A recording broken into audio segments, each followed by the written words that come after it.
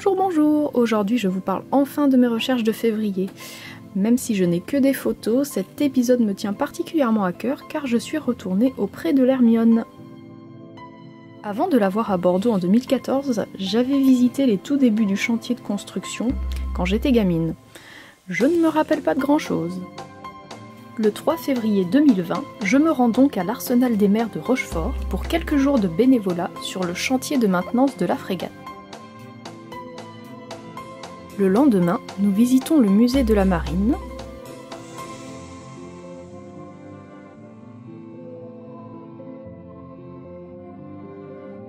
Puis nous revenons sur le chantier pour entretenir les vergues de perroquet et apprendre à faire un amarrage plat. L'Hermione était sous bas mât et mât de une. On aperçoit à l'arrière-plan le mât de misaine et au premier plan le grand mât. Le gaillard d'arrière, avec les cages à poules, la grand-rue, on lustre le caillebotis avec le sourire. Dans la grande chambre, parquet et cabine ont été démontés pour vérifier et renouveler l'étanchéité du plancher. Après remontage du parquet, on s'attelle au ponçage, puis à la vitrification. Un sacré pulse nous attend, puisqu'il faut maintenant remonter tous les vaigrages et toutes les cabines.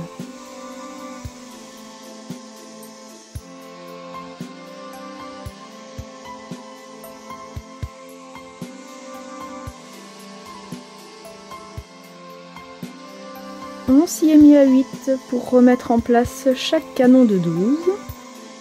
Le canon et son affût pèsent environ 1,7 tonnes.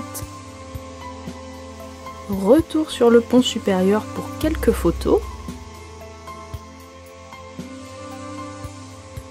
Nous voilà partis pour le lessivage du pont.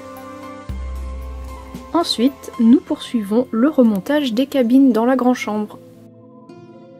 Ici une alcôve où sera remontée une couchette.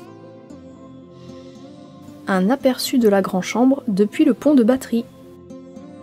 Cette expérience aura été une des plus enrichissantes, aussi instructive que conviviale.